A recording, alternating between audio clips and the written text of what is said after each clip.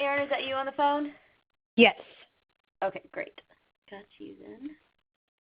Making sure we weren't having trouble with the audio connection because no one else has joined on the call yet. I'm going to mute myself because I have my my baby's here. He's going to be leaving in just a few minutes, but just to minimize any background noise, I'm just going to mute myself. Sure.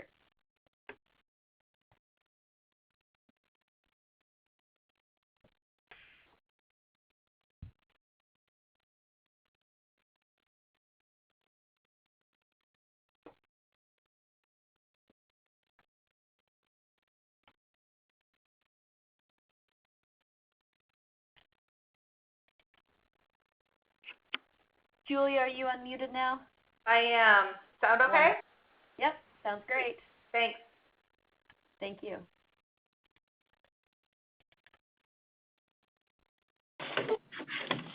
Kim, is that you? It is. Can you hear me? Great. I can. Thank you. Okay.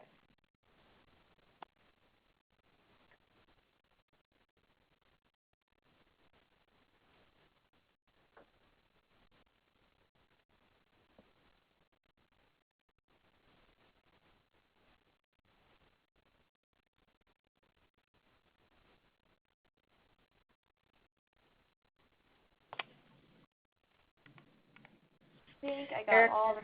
Yeah, go ahead.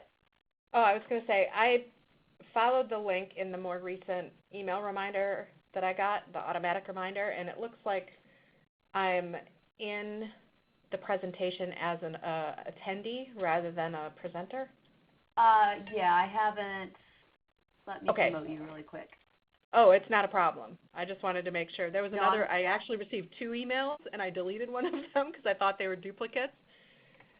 Well, I sent 2 reminders because I found that a lot of times people don't put things on their calendar, and then if I only send the 11 o'clock reminder, it's like, oh, I didn't plan for this today. I forgot about it. I can't come now.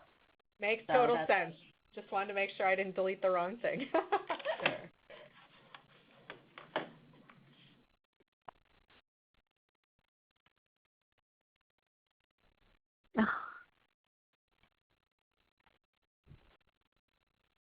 Can you hear me? This is Stephanie. Yes. Yes, we can. Okay. Very good. I recognize about half the names of the students who are on here. This is fun. Oh, good. Yeah.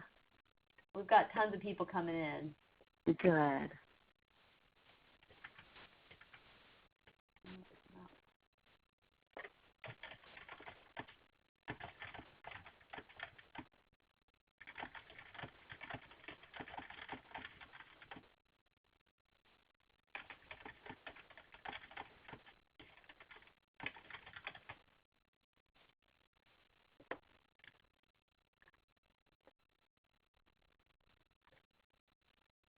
Don't think Trish has joined us just quite yet.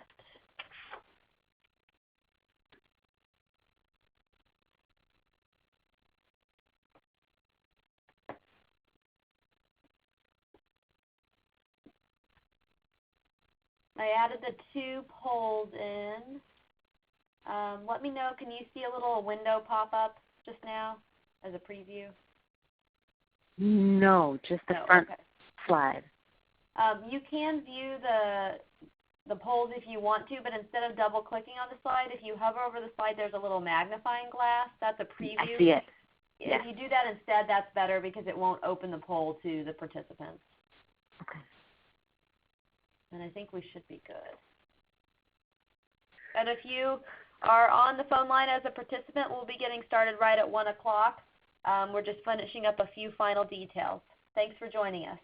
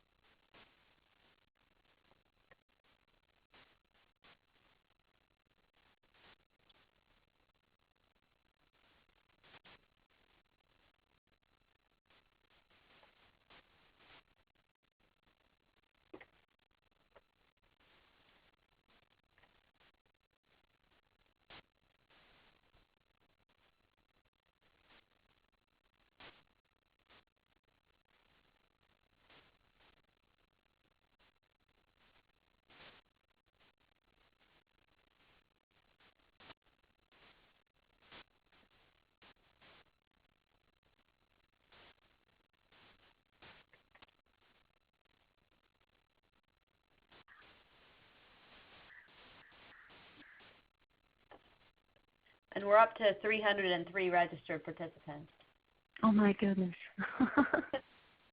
The line will actually only hold 300, but I'm sure not all 303 will come. And by the end, we'll all be fully networked. Yes, yes, we are building our network right here, right now.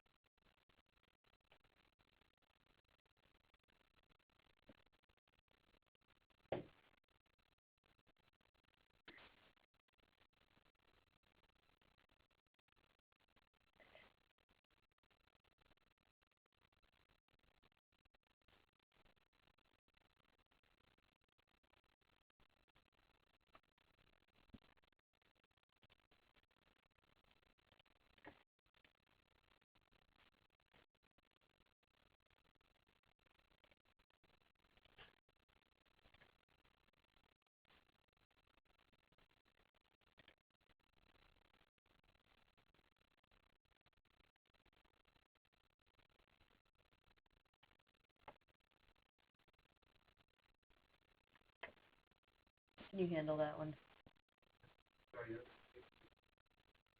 Oh, sorry.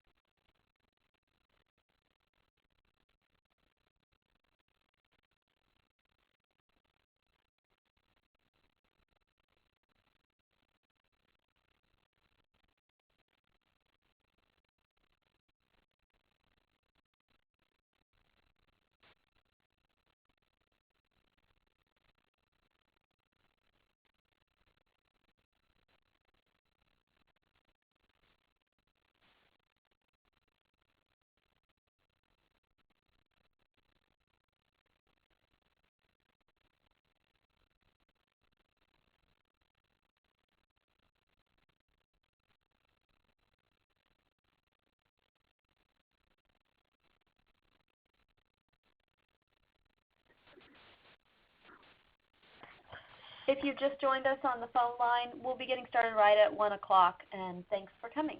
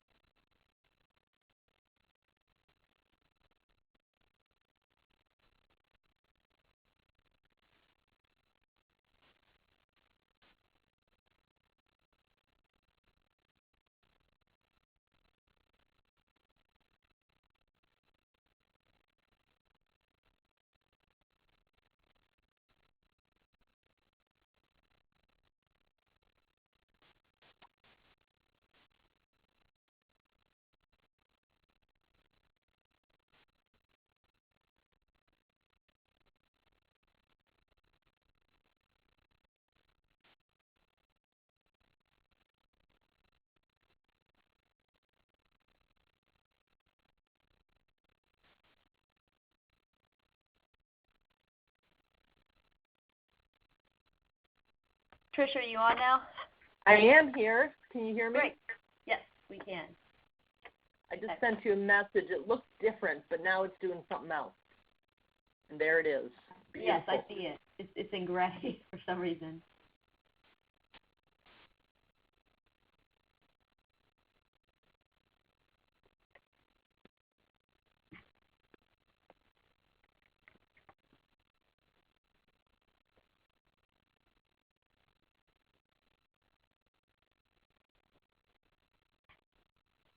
Trish, we have everything set up, so we're just waiting until 1.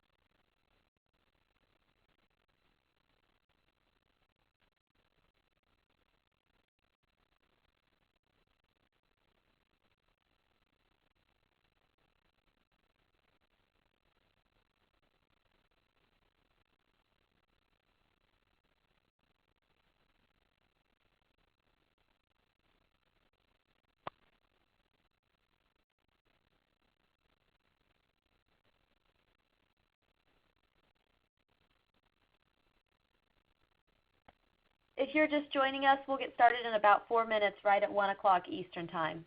Thanks for joining.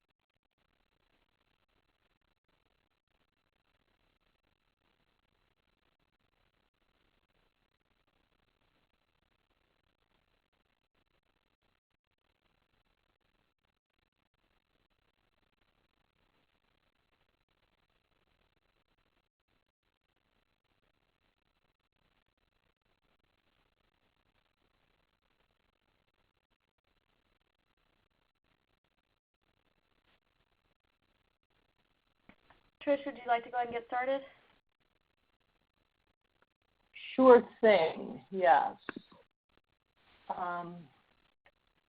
So good morning or afternoon to all of you who joined us. Thank you very much. Erica will be monitoring the sign-ins and make sure that we're doing okay. You can type questions in down there in the chat box if you have problems. And yes, you need to call in order to get the audio. So, all right. So thanks for joining us this morning or afternoon. My name is Patricia Lebowski. You can see my mugshot up there on the screen if you're logged in online. I'm a program leader in the Office of Strategic Coordination, which is the office that runs the NIH Common Fund. So as many of you know, the NIH has an incredibly strong commitment to development of the future biomedical research workforce. It's something that's studied and modeled and analyzed routinely. It's important for the mission of the NIH that this is a robust workforce and that we're doing all the right things. So in 2012, a special working group of the advisory committee to the NIH director that reports directly to Francis Collins published a report that showed quite clearly that a large proportion of biomedical research trainees, and by trainees I mean graduate students, people en route to their PhD, and postdoctoral fellows, both. A large proportion of them were interested in careers outside academic research, and industry is a large part of that, but it's not all of that.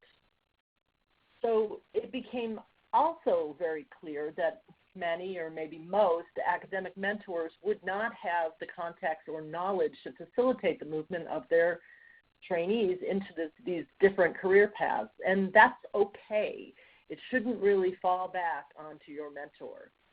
The NIH recognizes this, and one effort toward helping, it's an effort directed toward helping the trainees is that we set up these best experiments, these experimental programs, in which universities are testing ways to augment the normal training of grad students and postdocs to include career development, professional development, and better help them prepare them for the diverse workforce that they are very likely to encounter. So the BEST acronym stands for Broadening Experiences in Scientific Training, and there are 14 awardees. It's a moderately large consortium, but we're partnering today here with ASBMB in a 3-part webinar series this summer, and this is the third one of these webinars called Building Professional Relationships, Pragmatic Advice for the Human Scientist. The moderators here are affiliated with 3 separate BEST sites: University of Chicago, Michigan State University, and Vanderbilt University. So I welcome all of them. They're going to be introduced in a moment. So again, I really want to thank you all for joining us, and I hope this information is going to be useful for you. The webinar is being recorded. It'll be available on the ASBMB and BEST websites, so you can find it later and look for some of the things you may have missed. Please know that when you sign off, you're going to get a short survey on the webinar. Please answer the survey for us, because we're really listening and we want your input. What's good, what isn't good, what do you want more of, what do you want less of, so that we can design future webinars like this. So thanks again for joining. I'm going to hand off now to Erica from ASBMB, but I will be here to answer questions or anything you want in the background. Thanks. Thanks, Trish, and I'd like to welcome everyone again on behalf of the ASBMB, and we appreciate you coming to this webinar today. Just a very brief introduction on the ASBMB. The American Society for Biochemistry and Molecular Biology is a professional society of over 12,000 biochemists and molecular biologists. And I'd like to highly encourage you to check out all of our career resources, many of which are available online through our website at www.asbmb.org. So I'd like to introduce our 4 presenters today. Erin is a professor in the Department of Biochemistry and Molecular Biology at the University of Chicago. She is also a PI on the university's BEST grant. Kim is the Brett Director of Career Development at Vanderbilt, She also is a PI on the university's BEST grant and is an assistant professor of medical administration. Julie is the BEST program manager at Michigan State University. And Stephanie is a professor in the Department of Pharmacology at Michigan State. Stephanie is also the PI of the university's BEST grant, and I'm actually going to turn it over to Stephanie right now to start the webinar. Thank you again for attending. Okay, well, welcome all. This is Stephanie. You are now part of my network, right? Whether you want to be or not. We are in this together. So thank you for coming for this time. I think a lot of the things we're going to say will make sense to you, but there is nothing so good as putting down some time and some energy and hearing very specific ideas about something that's important to your career. So you are investing in your career by doing this today, and that's wonderful. So the slide you should see are two people that have some thought balloons here, and I want you to take the next 30 seconds to just think about what words come to your mind when you hear the word networking. Right? If I say networking, you say, and I'd like you to think about a couple of those words. Right, so we'll give this just a little bit of time here.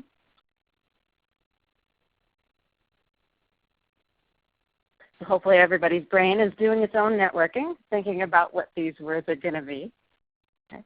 So you need to write them down, because in this next slide, what we're going to do, I hope I do this right, Erica. If I don't, you should see a box.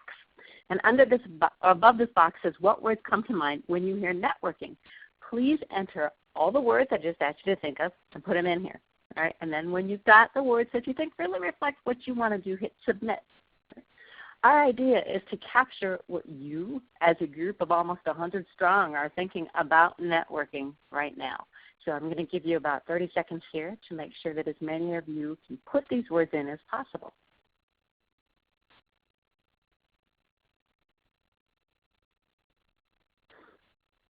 Erica, you let me know when you think we're good, okay?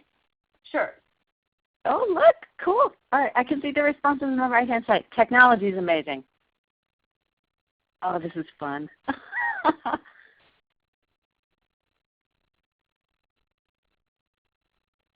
right, so I have about 34 responses. Keep thinking. Keep answering your responses. The more you do, the cooler this is going to be, and I'll show you why in just a moment. All right. Try, if you can, to stick with a word. Like, sorry to interrupt you, Stephanie. We have a few people putting their words in through the chat box. If those people could please put the words in the little box on the main part of your screen and then hit submit, that will ensure that we get all of your answers. Thank you. Erica, thank you. Yes, thank you to everybody who's putting things in. Put the words in the box that should be right in front of you that says limit 255 characters above it.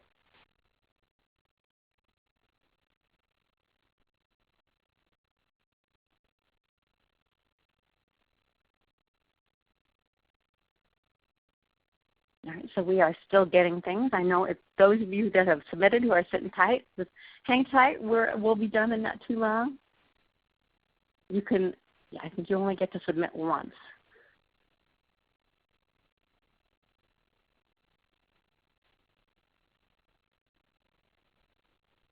I have a few people still submitting through the chat box, so if you want your words to be counted, please make sure and put them in that box that says limit 255 characters above it in the main part of your screen. Thank you. Yes. So we can't capture what's in the chat box, but we can capture what you put in that main window, so make sure that you put it in there.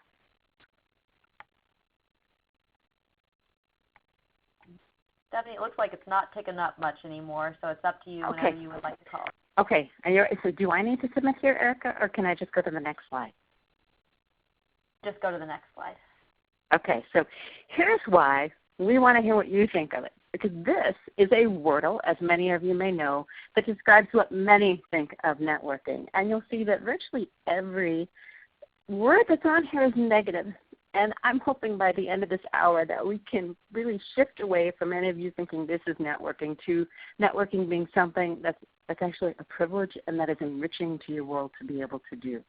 So I will take all the words that you put in those boxes and I'll put together a wordle that's like this that will likely come back out with the slides that ASBMB and Erica will send you either later today or tomorrow. I'll move as fast as I can. I think from seeing the things that I did in submission, you already have a different take on networking, and that's a good thing. And networking, unfortunately, does have a bad connotation because of words like shady and sleazy and unscrupulous. And it done right, those words really should never come to mind for networking. So off we go to the next slide. Right? So what is it, and why do you want to do it? Well, for so many reasons, and we could spend hours just talking about it. Your job coming to here as a postdoc, as a grad student, or even as a professor is just to remember that all networking means is you're building a professional relationship. That's a great thing. Right? That is a wonderful thing to have an enriched community around you that can help you be a scientist. Right? You connect with people in your profession. A formal definition is it's an informational exchange between you and someone. Right? So what that means is you network every day. Whether or not you look at it as that, you actually network every day. So this is a very, very simple definition of what it is. All right? And why you want to do it is because of this. There is absolutely no doubt in my mind that we are better when we network with one another, right? And when we work together. Right? There is one thing that you have to remember when you network, and this is true for anyone. You're a human first. Right? And the person you're going to network with is probably human too. So if you bring that to the very top, that's going to let you network well and not bring up some of the negative connotations that you just saw 2 slides ago. Right? So the way that you're human first, you be true and you be honest. Right? So this is point 1. I can do this right here, being true to you and being honest. When you get into a network, especially at your stage that many of you are, if you're grad students or postdocs, it's clear that you need things from people. But understand that anybody who can help you and who would help you in what feels like an unequal relationship, they've been helped too. Right? So coming in and being honest about what it is you hope to gain from a professional relationship and simply being straightforward are 2 great things to be. You will hear me say, and you will hear many people say, when someone does right by you and helps you, you say thank you. You say thank you, thank you, thank you, as best as you possibly can. And what's most important is you're genuine in being able to say that. I don't have any problem saying this because I really am thankful to the people that have helped me. They were genuine in helping me, and I will be genuine with that thanks. Right? Networking, I think, many times becomes negative because of this last point. Right now, right, when you are developing as a trainee, it's really hard to pay things back. But understand that every single mentor that's helped you, they've had someone do this for you too. So you may not be able to pay it back at that moment, but trust me, there's going to be times when you absolutely get to pay it back or pay it forward. So remember, everything's great. It truly is good about networking. And each one of us, we are all those little cogs in the light bulb that you see. Right? So what can you get? See if I can do this here. So why is it so beneficial? You make stuff happen. Right? One of the most exciting parts of my career at this point is I can actually do things for people. 28 years ago when I started as a grad student, I couldn't, but I can now. Right? So I relied on people to help me then, and I am able to help people now. And it is so deeply satisfying for me to be able to help people. And I can do that because my network is strong and it's wide. And I have a far reach. Right? Now that my network is bigger and I know people all over the world, I can do more for different kinds of people.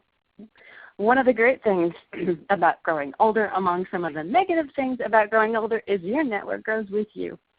When I was a grad student, as Erin will talk about, I was terrified to meet people at conferences.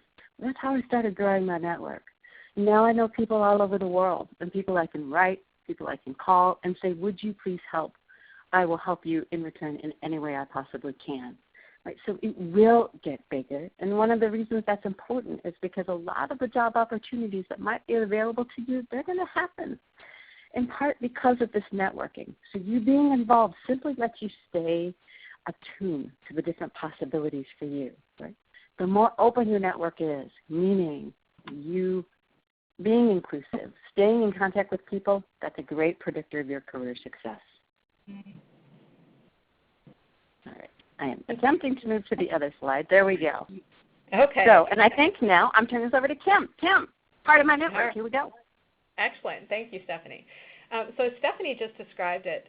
Networking really is, we can think of it as part of our everyday lives. It's part of the information exchange we have with other people. What that information exchange looks like and the nature of that exchange really depends on the nature of your relationship with the other person. And so as you look to build your network and you begin interacting with people in that network, it's really prudent to think about sort of the norms and conventions that govern those interactions that you're having.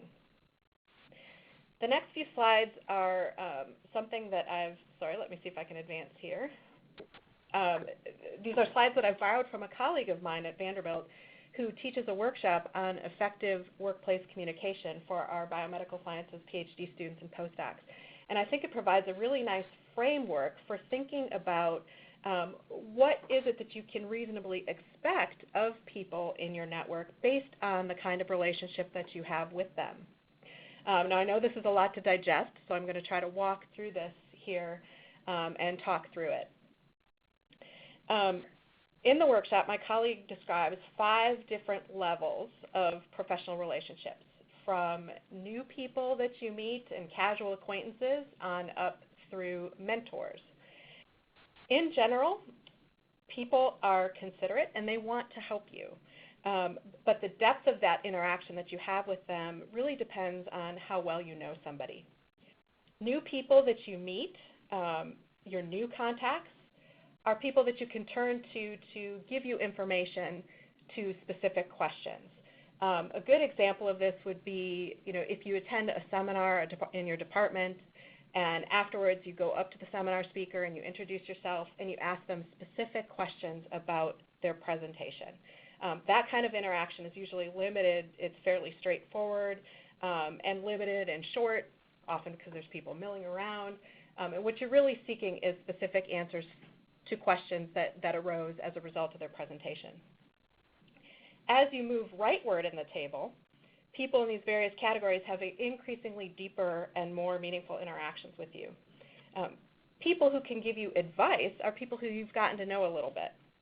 So for example, going back to our seminar speaker, perhaps he or she presented results of an experiment using a method that you've tried yourself in your lab and haven't had any luck with, but they have been getting beautiful results with it. So afterwards you ask them, could I take you to coffee and talk about that method? That person is then moved, if you meet with them and have a good conversation and they can give you advice about how to improve your experiments and your methods, they've moved from being someone who can give advanced answers to someone who can give advice. At the next level of relationship is when you start to develop a rapport with someone and develop a mutual trust. And these people can actually start to offer you assistance in terms of watching out for opportunities that might be useful to you, telling you about new opportunities, and sometimes even to the extent of coaching you to improve your performance. Going back to the seminar speaker, if you imagine that you had a really good conversation over coffee, you follow up with them in a few months to let them know that, hey, I've tried that protocol out and it worked. Thank you so much for your help. That person could turn around and say, glad to help. You know what, there's a postdoc open in my department that I think you might be a really good fit for. And so then that person has moved into that category of assistance. They're now starting to look out for opportunities that might be a good fit for you. Then the transition from assistance to advocacy can really only happen when someone knows you well enough to gauge your fit for a specific role or organization. And then finally, the most significant type of relationship is that of a mentor. And what distinguishes a mentor from these other types of relationships is that that person starts to take a long-term interest in your career development. The two of you know each other well enough and have established enough mutual trust that that person is actually able to give you formative feedback, and the relationship is then seen often as mutually beneficial. Now, relationships that are in this, especially in this advocacy and alliance category, really take time to build. And not all relationships, we shouldn't expect all relationships to progress to this point. And in fact, some of our negative perceptions of networking that we have come from people who seem to try to jump to these kinds of expectations without having first established a rapport with someone. So for instance, imagine how awkward it would have been if you had seen that departmental seminar speaker and had gone up to them immediately after their presentation and said, great presentation. Could I do a postdoc in your lab? I mean, you wouldn't do that because you don't know them well enough. They don't know you well enough. That would have been a premature ask at that point. And so as you go into new professional relationships, I think it's helpful to have this kind of continuum in mind to help you gauge what is and isn't an appropriate ask of someone.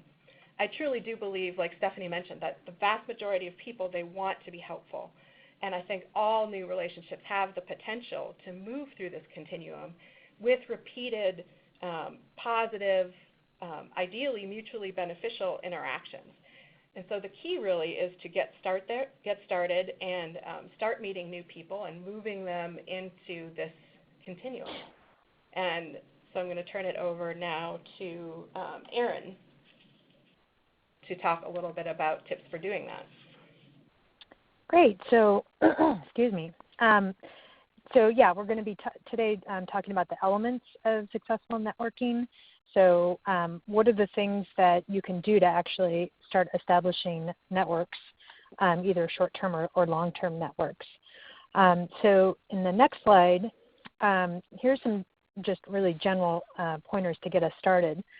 The first, which I think is really important, is this idea of reflecting on your own individual personality. So a lot of us, you know, we know ourselves, obviously, but it's good to think about what type of personality are you. There are actually personality assessment tests that you can take out there online.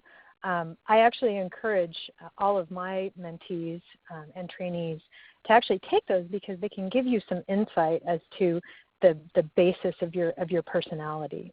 And the reason that that's important is because there are very different personality types out there, and we interact very differently with each other based on those personality types. So for example, I am an introvert. All of the personality assessments that I have taken have said I am much more on the introvert side of the scale. I don't typically like to be in large social gatherings. And so I actually have to make a concerted effort to get out there and engage with people, particularly people that I don't know. That is actually very important, and we'll get to this on the next slide, of when you go to conferences, because of course when you go to conferences, some of them are huge, some of them are smaller, but still filled with a lot of people that you don't know. And if it's not in your nature to go out and engage with people that you don't know, then it's much easier just to default and go back and sit in your room when you're done with the talks, which is not what you want to do when you go to those conferences. So being able to know a little bit about yourself and how you operate in social situations. And then, when you're starting to think about networking with particular individuals, you want to start to, before you actually engage in that, you want to think about what goals do you want to have for the relationship that you're trying to establish with the person that you're thinking about networking with. And you really want to do a little bit of prep work before you engage that person. So, there we go. I think it's a really good idea to actually think about particular questions that you can ask the person before you actually meet them. Are there things that, in particular, that you want to talk about? Is there a part of that network that you want to focus on? Is it going to be a scientific thing? Is it going to be career development? Things like that. So you want to do a little bit of prep work before you engage that person. And then also think about what really can you bring to that relationship. I mean, obviously, in a networking situation where there's a mentor-mentee, there's a clear difference in what you're going to get from it versus what the mentor is going to get from it. But not all networking has to be in that range. It doesn't have to be that you're looking for a mentor. It can be people that are maybe in your same peer group that are excellent connections to have for the future. So other graduate students or other postdocs. Engaging with them and keeping in touch with them can actually build social cohesiveness that will benefit you down the road. In the case of trying to meet people that maybe are big people in your field, and again, I'll talk about this a little bit in the next slide on conferences. They probably get engaged by a lot of trainees or potential mentees that come up to them. So a really good way of getting you to engage with that person on a little bit higher level is to actually be introduced, preferably by your mentor, because your mentor may know them a lot better or may at least have a name recognition that will then get that person to engage with you a little bit more in-depthly than if you were to just engage them kind of on a cold call basis. You can also look for other contacts as well. It's always best to be introduced to somebody that you don't know through somebody that you do know. That really helps in building that social cohesion. So then I'm going to talk a little bit about connecting at conferences, because I think this is a great opportunity for most of the trainees out there in the biomedical sciences. We all go to conferences. Hopefully most of you, if not all of you, present either a poster or a talk. I think that's, if you go to a conference, you really should try to minimally present a poster, because that can also help with networking, even though it's not an active participation in networking. But before you actually sign up for conferences, you want to think about what you want to get out of that conference. And so there are two general types of conferences that I think about. There are the really big society meetings, conferences, and these are typically gigantic. There's lots of people that go to them. They're usually covering a lot of different specialties in that area. And these can be fantastic opportunities to engage with people that aren't maybe necessarily in your specialty, or they can be in your specialty, but it really gives you what I call a large bandwidth. These can be very challenging to engage with people, but you can actually prepare ahead of time. So if there is a person that you really want to get information from, or you want to talk to them about a potential postdoc, it's a really good idea to maybe contact them before you go and say, I'm going to be at this meeting, I see you're speaking there, would it be okay if we met for a coffee or, I don't know, a drink? I don't know if that's really appropriate, but coffee is usually very neutral. So, or just say, can we have lunch together? And typically people are willing to, if they're going to be there, take the time to meet with you to talk about your research or discuss the potential of you doing a postdoc. In fact, I've done, when I was looking for postdocs as a graduate student, I engaged with several people that way. But really contacting them in advance, because a lot of the big speakers will come in for maybe a day or two and then leave. So you want to give them a heads up that you'd like to talk with them. I actually greatly prefer the smaller meetings. So in my field, which is immunology and biochemistry, the Gordon conferences, FAVSEB conferences, or Cold Spring Harbor conferences are these small, you have to actually apply and be accepted to go to them. And they're no more than maybe a couple hundred people. And these are where, there are big people in the field that go and give talks there. They're usually very, they request that the speakers stay there for the length of the meeting, so you really have an opportunity to engage with them. There's common meals, so there's usually a cafeteria where everybody shares the food. And so these are great opportunities to really get to know people, not just from a scientific perspective, but also from a social perspective. They usually have social activities planned, and again, for those of you who are introverts, you may default to saying, well, I'm just going to go back to my room and get some work done. But these social opportunities are fantastic ways to actually get to know people and really get the social cohesion and build some of the social capital, because the people that are on these social outings, and a lot of the big speakers will actually go on these outings, they're going to see you as a human being, and so that's going to build your social capital right there. So that leads me to the finding opportunities to meet key individuals. So again, the social events. So for example, I went to a Gordon conference in Oxford when I was first, right before I started my faculty position. And there was a punting expedition. I don't know if many of you know about punting, but it's where you get on these boats and you use sticks to move yourself down the river, and you go from bar to bar and you drink beer. And it was, it was really fun. But there were a lot of really key faculty members that were on that punting expedition, and we had a blast. And these are people who really helped me out in my career as an assistant professor. And I think it started from that, really good experience, having fun together. And again, I talked about trying to engage people at community meal times or at poster sessions. So you can take a directed approach to networking. You can identify individuals that you really want to meet, or you just have, play it by ear. See who, you sit down next to at a mealtime and ask them about their science. And you never know, this may become a really important mentor down the line if you hit it off well or if you find their research really interesting.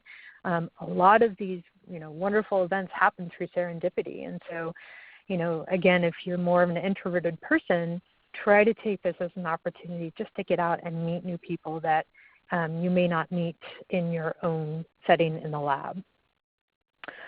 Finally, I think it's, as I mentioned before, if all else fails, or in addition to what the work that we just talked about, getting introduced by somebody you know. So if your mentor or your PI is at the meeting with you, getting them to introduce you, or even if it's just fellow trainees that you've met either at the meeting or they're graduate students in your lab, getting them to introduce you to people who you really want to establish a network with, I think is another way, again, to build this social capital and social cohesion. So I'm not sure who's taking over after me. I'm actually going to question. Question, yes. Yeah. Ross asks, are there any available options for online career mentoring? I think I haven't really myself explored that, and maybe some of the other speakers can speak to that. I think that, I've gotten emails from people they're interested in doing graduate work at the University of Chicago, or they're interested in postdocs, and we've had back and forth over email, and I've been happy to try to give them some mentoring over email. I think that it's always best to try to meet people in person, but if all else fails, the internet is a great tool for that. So this is Stephanie.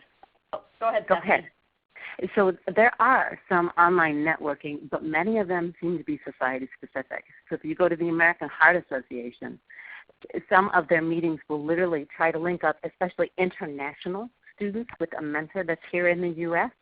So you're going to have to do a little bit of research to figure out where you want your mentoring to be and look to see if that kind of opportunity is available. And I'd also add, so the National Research Mentoring Network, NRMN, is a great resource for online mentoring. And several of our participants have also wrote in about MentorNet, which is partnering with NRMN on some level now. So I'd highly recommend that. And then another, that would be the best one I'd say that's broadly applicable, that's not society specific. Also, okay, one of we the ready? Oh, sorry. I was just going to add one more. One of the if you have a fairly straightforward question, the AAAS Science Careers Forum has been around since the late 90s, and it's a good place to ask a fairly straightforward question and get pointed in the right direction as well. And if anybody else has questions throughout the rest of the webinar, if you can type those in the chat box, we'll take those in the order they're received as we can. Thank you. So, Erica, you do have a question would you type the acronyms maybe in the chat box that you described so people can see those, the NMRN? Yes, I've got about half done. So, all right, so I'm going to take up then using email to network. So everything that Erin just said, we're going to do virtually as opposed to meeting people in person. So let's do this forward. Fact is, although my 19-year-old son tells me that email is positively passé, Mom, email is how we professionals do business, and it's just going to keep going. So you're going to use email, but using it smartly is a great way to network. You absolutely should use this thing you have to your advantage, too. Do the same kinds of things you heard Kim and Erin talk about. Ask questions about a published paper. I can't do this. How are you able to do this? Would you help me? Right? Ask that email. You might ask if you could at least introduce yourself for a potential position. And I'll show you what an email that I think is well done from Vanderbilt University says in this regard. One of the ways I use email to help my networker all the time is by simply saying thank you for people to be an inspiration in what they do in their science and in how they are. That sticks with people. As long as you're genuine, right, and you're being true, I like doing that. So there are some rules, though, to doing email. Right? You have to do what your mama and your daddy said and be polite and be respectful. And there are things to think about when you write an email. You always use that subject line in an email to, one, draw them in, but two, give them a really good idea. So just saying hi, hello, good day, or those kinds of things, that email could be able to get lost amid the hundreds of emails we each get. So do something to lift it up and make your email be distinguished from everything else. You're going to begin that email then by introducing yourself, right? Addressing this person as doctor or professor, always assuming that they have an education or have a high level, never missed or misses or miss, but doctor is probably the smartest place to start. If you get it wrong, they'll tell you. Right? So after that, you're going to introduce yourself. Who are you? Where are you coming from? Why are you writing? This should be absolutely clear, and there should be no doubts about it. Right? What you write then needs to be in good language. Right? Are you spelling things correctly? Do you use your appropriate grammar and punctuation? And my husband is an English professor. When he gets emails from students that don't do this, it's hard for him to read them. Right? Well, I'll show you an email in just a little bit, but at the end you're going to thank the individual for what they did, right? And make responding to you really easy by, under your signature, having as much contact information as you possibly can. Right? So you're simply going to make it easy. Right? Things you don't want to do are things I've advised against, and that's to assume that someone doesn't have a degree. And if you don't know, when in doubt, I almost always use doctor. Right? Male, female, doesn't matter. I use doctor, and they'll let me know if I'm wrong. Right? You also don't want to use an email for demand. Right? And so you are requesting help in your networking, and what a great thing it is that we can reach out and have help. I've gotten a number of emails that say, you will give me a job. This is the date I'll show up. And I write back and say, no, I don't know who you are. I don't know why you want this, and I am certainly not going to give you a job. That's just not wise. There are other ways you can go about getting to a point where we can talk about a job. Last but not least, you want to keep it very simple. You want to say what you mean, and you want to make sure that what you say in that email is actually what you mean. So I'm going to go to my very last slide because I think this is the most informative. This is an example that comes from Ashley Brady and from Kim Petrie, who let me borrow this from Vanderbilt, and it's how your email should look. So this does exactly all the things we talked about. At the top, it's a descriptive subject line that lets them know what they're getting into. So you are asking for a meeting. You're showing that this is to doctor. You're telling the person where you're coming from. I'm a postdoctoral fellow. Here's where I come from. And one of the smartest things you could do that Erin suggested you do if you can in person is to use your network to say, I'm for real. Right? My advisor, Dr. What, suggested that you would have a very good perspective on the current field. This helps raise your email above everything else because now somebody's going to say, right, I know this, and I probably can help out this person. Right? After that, you talk about why you're contacting them. I would appreciate the opportunity to meet with you briefly. Don't want to take a lot of your time. Could I have coffee with you? And then at the very end of this, what you see is at least brief amount of contact information. You can make that as full as you want to, but you want to make it easy for people to do it. So email is an easy way, maybe especially if you're an extreme introvert and that first meeting is just something you cannot do in person, try it here. Right? And so with that, I'm done, and I'm turning it over to one of my favorite people in the world, Julie. We have a few questions if you don't mind me. Absolutely. Okay. One question we had was, how would we know if we can address someone by their first name? So when is it appropriate to switch from using a title to a first name? So I will give my response. When someone signs off with their first name, right? So instead of if I wrote Dr. Who and they signed and they replied to me and continued to say Dr. Who, I consider to use Dr. Who. But I can tell you from me, when someone contacts me, I always sign it Stephanie, so that the next time a person who wants to write me, they know they can say, Dear Stephanie. I hope that makes sense. They're going to give you the lead as to what's okay to do. So look at how they sign a responded email. That would be my best suggestion. Great. The next question I'll interject there too. This is Erin. I typically will tell people straight off, please call me Erin. And I think when it's a first established relationship, I mean, obviously if it's somebody who I know really well, and if it's a trainee, if it's a graduate student or a postdoc, generally I think it's really important to keep on using the doctor, even if they sign off with their first name. I usually engage people that are in my peer group, so other faculty members, usually by Dr. or Professor so-and-so, and then if they sign with their first name, then I typically revert back to that. But I think with the trainees, with that kind of difference in kind of the social peer level, I think it's important to try to maintain that professionalism until they specifically tell you, please call me by my first name. That's I agree. That's a good point, Erin. And we had one other question. So we have two questions that I'm going to hold right now. If you asked one of these other two questions, we will get to your question, but I think it might be answered later in the presentation. But one question that is relevant for this part is, what is an ideal time to follow up if you don't receive a reply to your initial email? Okay. I typically give people a week's time.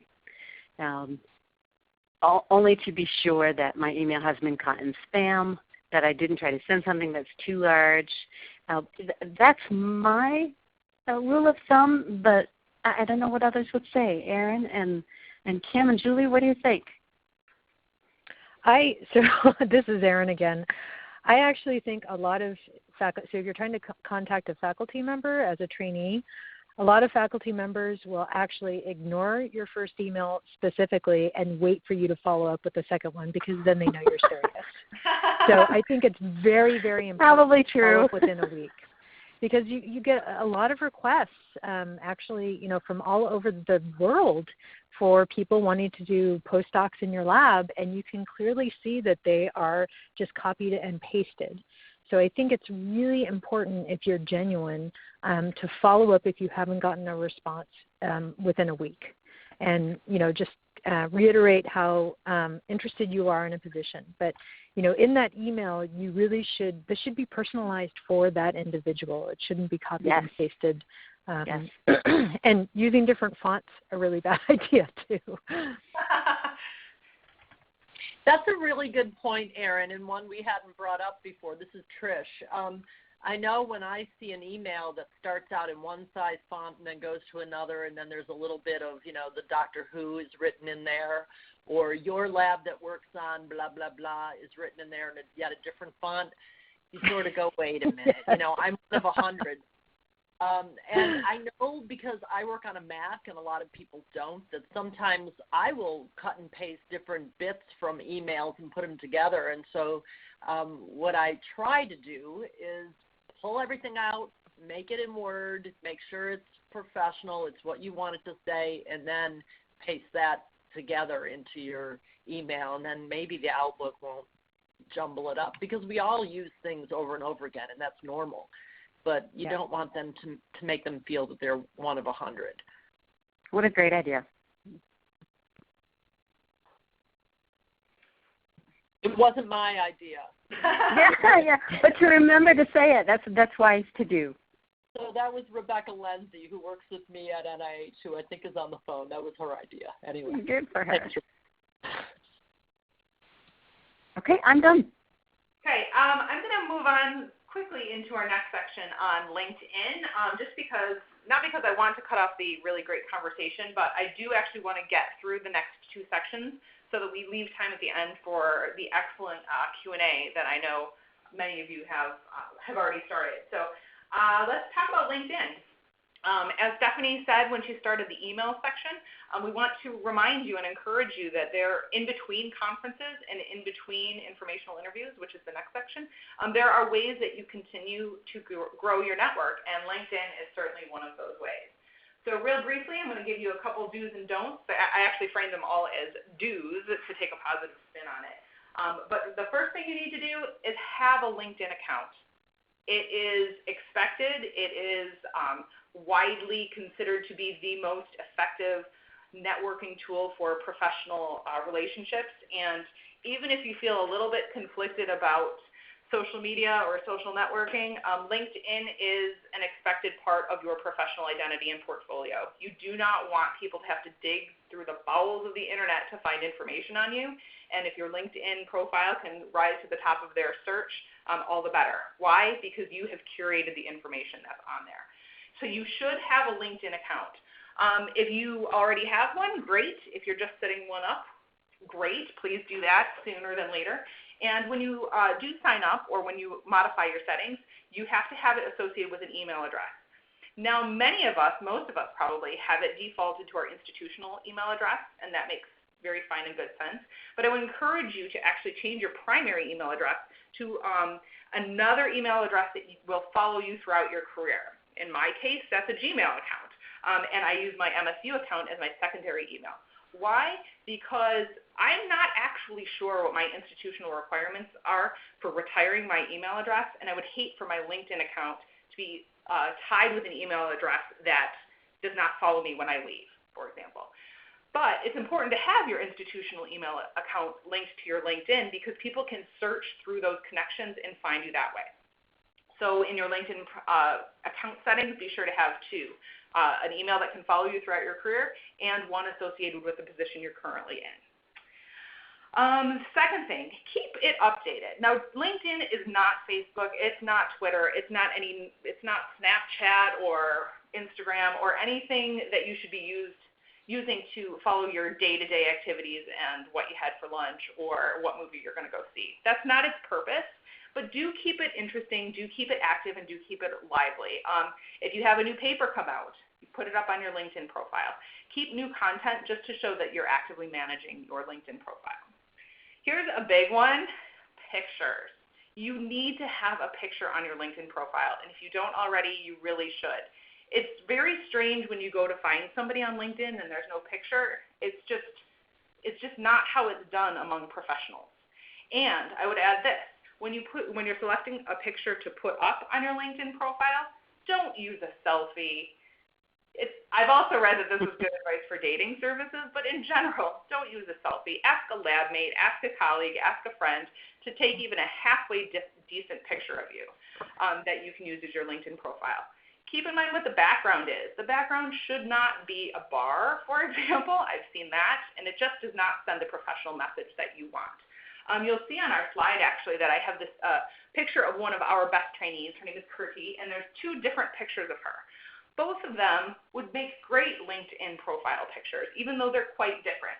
Why would they make great LinkedIn profile pictures? Because she has a nice smile on her face. She looks pleasant and accessible, and that's what you want. You want people to see your profile and think, that looks like a person that I would like to network with or engage with. The top picture of her is a very traditional professional headshot. That's great. It's pretty standard kind of stuff. The bottom one is another great one. It's an environmental shot of showing her active in her lab. But she's a scientist, so having a picture of her doing science in a lab makes perfect sense. It would not make perfect sense for me to be photographed in a lab because my primary profession is not lab-based. So think about what kind of message your picture will send. Make sure it's not a selfie, and make sure that it's clear, you have a nice smile or pleasant expression on your face, and that it's not overly edited. Like weird filters just are distracting. And you don't really want anyone to find a reason to look past your profile because they find it off-putting. So, once you have your profile set up, then what? Use it to start building your connections. Start linking in with professional organizations, schools you've attended, professional societies that you're a member of or whose conferences you've attended. Those are really obvious. Most of them are pretty easy to join. Sometimes they'll ask for some credentials, but it's no big deal. But you want to have those connections and links. It makes it easier for people within those groups to find you, and it also helps build some more robust information for your own profile. Build your reputation and voice. And here's an opportunity to get back to the question about online mentoring. Many groups have online LinkedIn discussion sections. And if a group that you're a part of has such a thing, jump in when you have relevant expertise or opinions. If your mentoring or networking question is suitable for one of those LinkedIn groups, then go ahead and pose a question. You might be surprised at how helpful the information can be that you can get from other members of that group. I've seen it done very effectively through my own alumni connections, for example, if my undergraduate college, people using that as a way to ask for really sage advice from other people who have attended the same institution.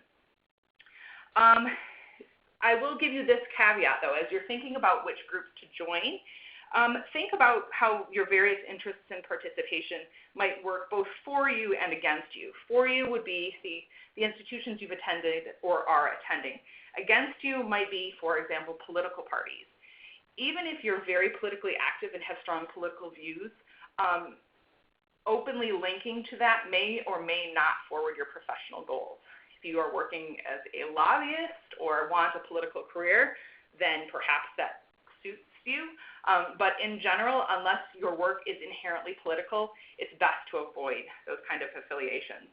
Again, your LinkedIn profile should not give anyone reason to look past it or look askance at who you are as a professional. Same thing might be said for hobbies, right? So some hobbies are neutral, but certain hobbies might be more political than you realize, and so think twice before you link to those kind of affinity groups. All right. When you join groups and they have active discussions, be active in them. Offer advice and offer information if you have it. It's just a way to build your presence and draw attention to the fact that you are a supportive, engaged professional within your group. As you start expanding your network via LinkedIn, start with your local connections, people in your lab, people in your department, that kind of thing. If you've ever sought out a connection on LinkedIn, you know that you can request to be connected with a person, and it gives you a default message. Under no circumstances should you leave that default message in the box. You should always change it, always personalize it.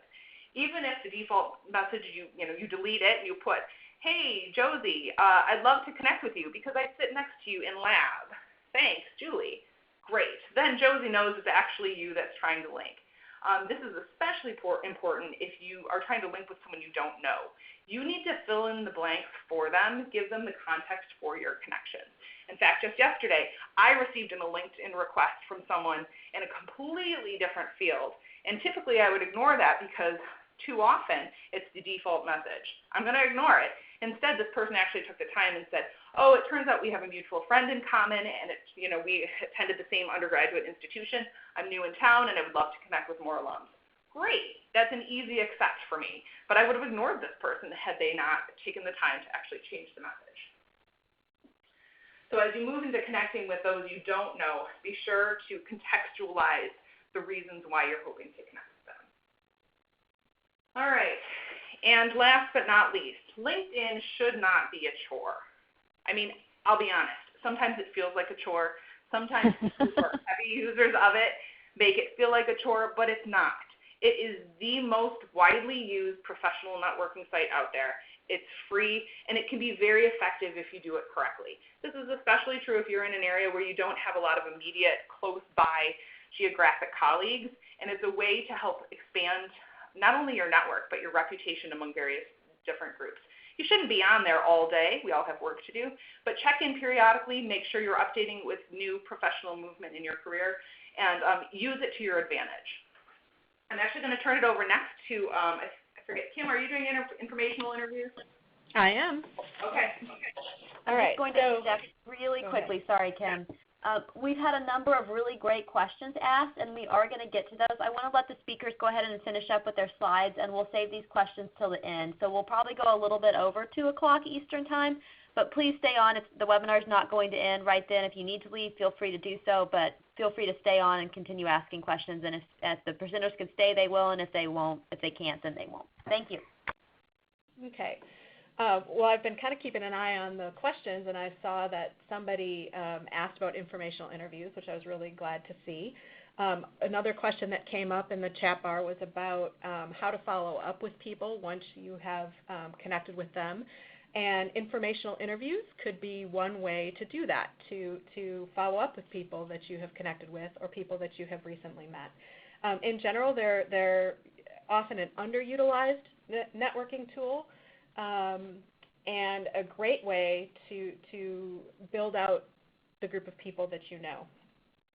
It sounds like a very fancy and formal term, but it's just kind of career counselor speak for an informal meeting to ask someone about their job and to get their advice on how you might be able to pursue a similar path. Notice I didn't say that it's an interview to ask someone for a job. You should not request an informational interview if your intent is to ask about an opening at a person's company or to pass on your resume. That's not an informational interview. That may be an informational meeting, but it's not an informational interview. You should never ask somebody for a job or ask them to connect you with a hiring manager or ask them to forward your resume during an informational interview. An informational interview allows you to get an insider's perspective on a career path or an industry, and it's a really helpful way if you're unfamiliar with a field. One of the questions that you can ask somebody is, what are some resources that you would suggest I use to help me learn more about this field? Who are some people that you might suggest I contact or connect with to learn more? So it's a great way to learn about resources and build your confidence and just generally build your network of people that you know. This next slide shows some typical informational interview questions, things like, tell me about a typical day, tell me about your career path, how did you get here? In the interest of time, I'm not going to read through these individually, but if you just Google informational interview, you will get entire articles that are chock full of great informational interview questions. I would suggest that you take the time to really reflect on yourself and your own interests and your values and your skills, the things that you're good at doing, and ask about those things specifically in an informational interview, so that you're not just getting general information, but you're really taking the opportunity to tailor your questions to the things that are important to you. So for example, if you're really interested, if it's important to you to work in a team, an informational interview question you might ask would be, how often do you get to work in teams, or is most of the work that you do done alone? And so that asking those kinds of tailored questions can help you really get the kinds of answers that are helpful to you in making decisions about whether or not to pursue particular career paths, if that's part of your goal. In informational interviews and generally in networking interactions, there are a few things it's a good idea to avoid saying. I think the most important is to do your homework in advance of these meetings.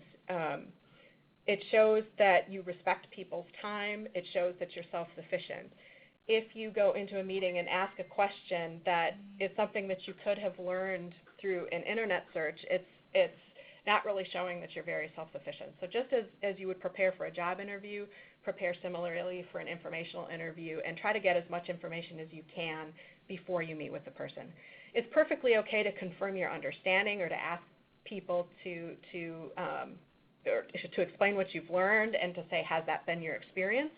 But to ask them a very basic question that you could have found out in advance on your own, that's a no-no. Try to avoid potentially awkward or very personal questions like, how much money do you make? This particular question is a very important one. Knowing information about people's salary helps you negotiate your own salary when you go on the job market. But instead of asking a very pointed question like that, especially if you don't know somebody very well, it's a good idea to say, what's a typical starting salary range for somebody in this field? So you can get the same kind of information, but without asking a very direct personal question. These last four all fall into the category of too much information or being just a little bit too honest. The first and the last, I don't have any practical experience, or I'll take any job that pays me, those can make you seem desperate or apologetic. don't apologize for your academic background. Your PhD training and your research experience is something to be proud of, and you have a lot of very transferable skills that employers value.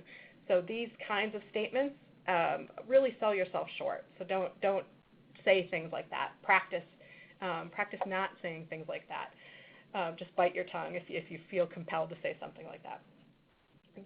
These next two, I'm interested in this because I'm tired of research, or I'm tired of grant writing, or I'm tired of working all the time, or I want a job with less stress and more work-life balance. These venture into negativity, and in general with these conversations you want to keep them positive, and you want to explain to somebody why you're interested in a field in a way that explains why you're attracted to a field rather than why you are repelled from what you're currently doing, if that makes sense. Try to, in general, just keep it positive. As with other networking interactions, and as my other co-presenters have pointed out, it's important to be polite. It's important to be grateful. Respect their time. Typically, informational interviews last for 15 to 30 minutes, and if you say, I'd like to schedule a 30-minute coffee meeting with you, then stick to that time. If you suggest that you meet over coffee or lunch, then it is polite for you to offer to pay for both of you. They may refuse, and you don't have to argue with them if they do, but since you invited them and suggested the coffee or the lunch, the polite and appropriate thing to do is to offer to pay. Make sure that you are on time, dress appropriately. This isn't an interview, so you don't have to put on a suit, but you do want to perhaps dress a little bit more nicely than you might on the average day you go into the lab in sweatpants. It's a good idea to send a note within 24 hours afterwards to thank them for their time. I think it's okay, and maybe my other co-presenters have a different opinion, but I think it's okay to send an email or a personalized LinkedIn connection request as a thank you. But I will say that if you send a handwritten note, that's notable. People don't use handwritten notes quite often enough anymore, and so when I get one, it does stand out in my mind, and I do like it, though I don't necessarily expect it. An email thank you is good. And as I mentioned at the beginning, an informational interview should never be used to ask somebody for a job or to ask them to pass your resume on to a hiring manager. As you're doing these informational interviews, just a little plug for a tool called MyIDP from AAAS Science Careers, if you haven't heard of it. Most people know it for the self-assessment tools that it has, but it also has a variety of career planning and career tracking tools that are really useful, including a place for you to track your informational interviews and the different kinds of activities that you're participating in for your career development. So you can track who you meet with and when, and then there's even a space for you to record what you learn. So if you're like me and often tend to forget things fairly quickly, it's a good idea right after your informational interview to write it down, the things that you learned, or to use a tool like MyIDP to keep notes so that you remember later. Or maybe you put prompts in here to yourself, questions that you want to follow up on, or other people that you may want to follow up with for an additional meeting. Okay, and I think, are we coming back to Julie here for maintaining connections? Yes. This last part? Okay.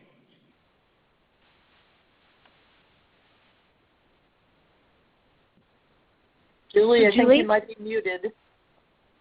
Sorry, I was muted. Okay, I'm going to race through this final slide so that we have plenty of time for questions, okay? But I just really as an effort to tie up a lot of what we've been talking about, in order to maintain the connections that you've made, we have one solid piece of advice. Make generous networking a habit. Networking is not just about connecting with people who can help you, who have opportunities for you to pursue, who have information that you would like to advance your career.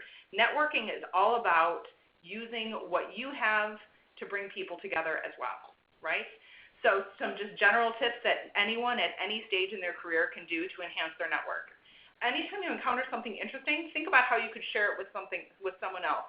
Perhaps a grant application comes across your radar, and it might, even if it's right for you or even if it's not, Think about who you know who might benefit from seeing it, and send it on with a little note. Hey, Joe, I know you do work in this area, and I just wanted to make sure that you saw this. Thanks. Hope you're having a great day, Julie. That kind of thing. Those quick little ways to stay on someone's radar and connect are incredibly important in networking.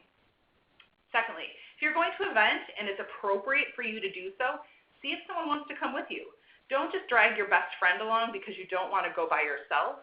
Rather, take this as an opportunity to expand your network. Perhaps there's someone in the lab down the hall that you think is kind of interesting and might benefit from going to the resource fair in the next building over. Just drop in and say, listen, I'm heading over there in an hour. Would you like to walk over there with me? It's a way of expanding your network in service of others in ways that will pay you back in dividends over time. As you move through your career, share your movements and updates, not just on LinkedIn, as I said, though you certainly should update it there, but with those in your more immediate orbit. Say you've, 2 jobs ago, you had this really great boss and you're getting ready to leave your current job. Send her a note and say, hey, Erin, just wanted to let you know I've had a really great tenure at whatever university, and I'm headed on to my next adventure over at, something state college. Just wanted to let you know where I was headed, and if I can ever be of help to you, please don't hesitate to let me know. Again, all of your movements and opportunities should be a way for you to think about how you can bring people along on your journey in ways that are helpful for them. Every day, think about connecting what you do with someone in your network and in service of your fellow scientists and service of your professionals and peers. In planning this webinar, we had a really great conversation where we all realized the very best networkers we know are people who don't even think of themselves as networkers. They think of themselves as communicators who like to share information that's in their world with other people in hopes of helping them. That kind of helpful, generous approach to your professional peers will pay dividends, and that will help people have you come to the first of their mind when they have a cool opportunity come across. So I'm going to stop there because we have some great questions. Erica, are you going to field the questions? Yes, I can. Okay, are we going to skip that last poll? Yeah, I think in the interest of time, we'll just go on to the questions. Sure. I just wanted to double check. Okay, so for those of you, we are done with the main part of the webinar, but we're going to take the questions that have been typed in, and if you have any additional questions, you can also add those to the chat box. For those of you who are going to leave and not stay for the question and answer portion, a video of this webinar and the slides will be available to download from the ASBMB and BEST websites later this week. And as soon as you close this window, you should receive a survey. It's a very brief survey, but it will help us figure out how to better serve you in the future through webinars and other resources. So please complete that survey. We will use the data. And thank you again for joining us. So turning back to the questions that have already been asked, so we had a question about networking and outside of academia. So what opportunities are there for grad students to build network connections outside of academia, for example, in the industry?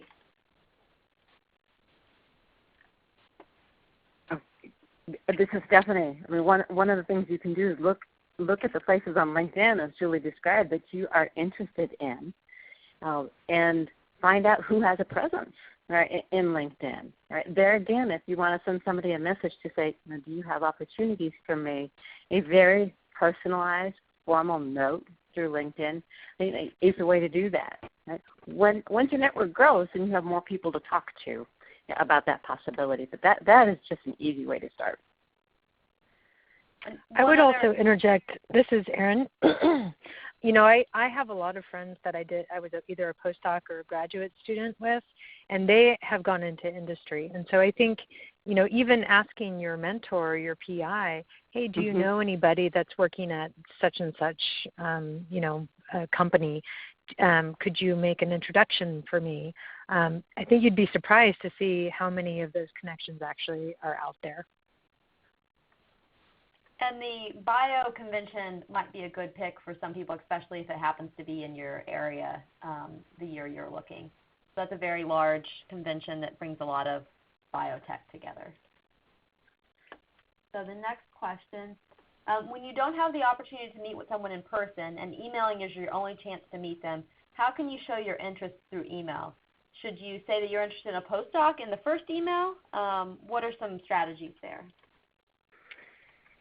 Okay, so anybody can. This is Stephanie. So I think a smart way to do is almost a prefatory email to say, I have sincere interest in your lab because would you I know this person who has recommended me. I've read your papers and I love this stuff and want to be able to do more of it. Would you be willing to talk with me either over the phone or through email about potential opportunities? You got to start somewhere. And the more help you can have by someone knowing that individual or you simply being brave, I have no problem with people doing that, and people do that with me. If I can help them, I say yes.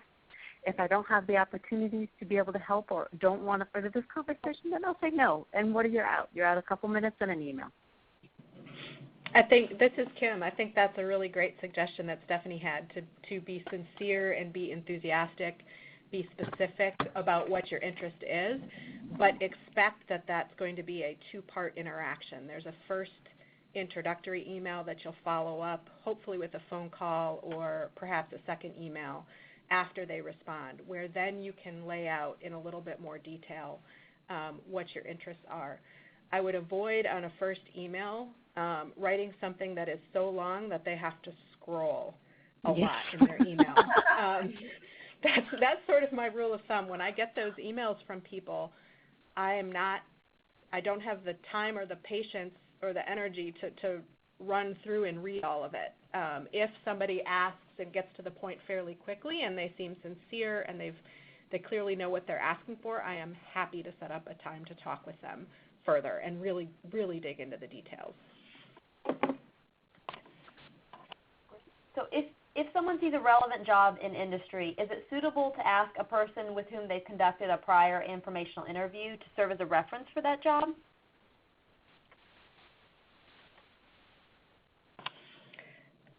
This is Kim again. I would say unless somebody has the chance to get to know you pretty well, it is not necessarily a good idea to ask them to serve as a reference. And in an informational interview, that's usually about the other person. That's you asking about the other person. And you probably will give them enough information about you so that they know how to frame their answers. But that's very different than them actually getting to know you to an extent that they could give you a recommendation. They may be able to refer you, and it is a good idea to ask if they know anybody else that you could talk to. But to ask for a recommendation is, I think, walking a little too far. I don't know how other people feel about that.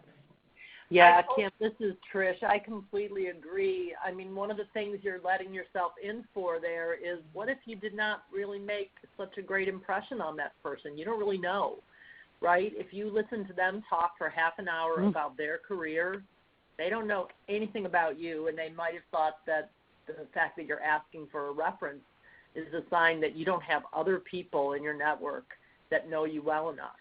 So I would really steer away from that. I just wanted to draw our attention back to this slide, which I think really, if you're asking for an actual reference, that's pretty far on the right of this arrow, and informational interview is basically on the far left. So it is not a relationship that it would be appropriate to ask them to serve as a reference. They can't speak to your work ethic or your reliability, it's that kind of stuff. So I third that opinion. So if you forgot to send a thank you note after an informational interview and you remember 2 weeks or so later, is it better to send a late one, or would you draw attention to the lateness by following up? Better late than never. Absolutely. I agree. With an apology that it's so late. What kind of message do you write when you're trying to connect with someone you have not met in person? So that's where the email comes in, right? And where you want to be as true and honest and genuine as we talked about, without verbosity. So letting them say, I want to thank you for how would you start off? Really is, I'm writing you because, and you give them the real honest reasons you're writing. I understand that this takes time. Thank you for reading this and for considering talking with me, right? But if you don't know someone, that's what you've heard us say again and again. If you can find someone that knows this person, reach out into your network that you have. ask this person if they can either do an introduction or if you can use their name in your email such that it makes sense and the person who you don't know, who you're sending this to, has some kind of perspective on where you're coming from. It's hard, right? I remember doing that and just feeling like an idiot writing. But if you're really genuinely interested in, people love to talk about science. They love to talk about what they do. So I think just being brave is a big thing. I would also add that if you're contacting someone either via email or via LinkedIn message, both explain who you are and the position that you're in, and if you are asking something, be specific about what you are requesting of them. Are you hoping to have an informational interview? Are you just hoping to connect on LinkedIn? Are you saying something like, I'm having this particular problem with an experiment that was similar to the paper you wrote, and I was hoping to pick your brain for 10 seconds? Be specific. Don't just say, I'd love to hear more or know more from you, right? One of the benefits, going back to LinkedIn, one of the benefits of it is not just as a tool for you to connect directly with people that you know, but once your network of direct connections is big enough, you can actually see the people that your connections know. Yeah. And so oftentimes there's a tendency to think, well, I don't know anybody who works in that particular field or that company. But use LinkedIn as a research tool to figure out who you know that might know somebody. And then either through LinkedIn or outside of LinkedIn, then you can ask that person for a warm introduction. So we have one more question. If anybody has any other questions, now's the time to put them in the chat box because we'll ask this one question and then we'll end if I don't see any other questions. I would like to really extend a special thank you to all of our presenters for staying on the call over time to answer your questions. We really appreciate them taking time to do this webinar and also to stay longer as well. They've really been, the only reason that we're having this webinar is because they were willing to give their time and, of course, the support from ASB&B and from the BEST program. So our final question today is, how do you talk to your PI about asking for connections in industry? Like, what are some specific phrases that you might use? This is Erin. Because I brought that up, I think, first of all, you want to make sure that your PI is not entirely opposed to people who are interested in going into industry. I think those are the rare individuals these days, but they're still out there. So hopefully you'll have a good feel for whether your PI is okay to talk about your interest in going into industry. If that is the case, feel free to engage with other faculty members in your department. I've had lots of graduate students and postdocs come and talk to me about their career options because they didn't necessarily feel comfortable talking to their PI themselves, or because they didn't think that their PI had necessarily information that would help them. If you think your PI is okay with that, just say, hey, I'm thinking about my future. I'm really interested in looking into academic positions, and I was wondering if you knew anybody in industry that I could either talk to get information about what it's like working in industry, or I'm really interested in this particular this particular company. Do you happen to know anybody? Hopefully this has been prefaced with a more global discussion about your career aspirations, and this isn't coming out of the blue. I think it's very important to always have a healthy conversation and a healthy understanding with your PI about what you really want to do with your future, and seek their guidance on that. And we did have one final question. Kelsey asked, on the topic of maintaining relationships, in addition to the ways that you already listed, are holiday cards acceptable? Are there any other ways to maintain relationships that the speakers would recommend? I think holiday cards are okay if you are reaching out to somebody way on the right-hand side of that table, meaning your previous mentor or a chair of your thesis committee who really helped you or something like that. But if you're sending out, 100 of these to everybody in your LinkedIn group, that's probably not a good idea. I agree. Unless it's actually done electronically, I think it's fine to send out a email saying Happy Holidays, very briefly to kind of remind them that you're on their radar. But I agree. I think you don't want to be sending out holiday cards to people you don't really know. I mean, for one thing, you don't know if they celebrate those holidays or not. So, you could really stick your foot in it. That's a good point. I think that was our last question. So I'd again like to thank Julie, Kim, Stephanie, and Erin for taking time to be with us today and for putting this presentation together. I'd like to thank the NIH BEST program and especially Patricia Lebowski for her support of this. And then finally, a thank you to the American Society for Biochemistry and Molecular Biology, who is also supporting this webinar today.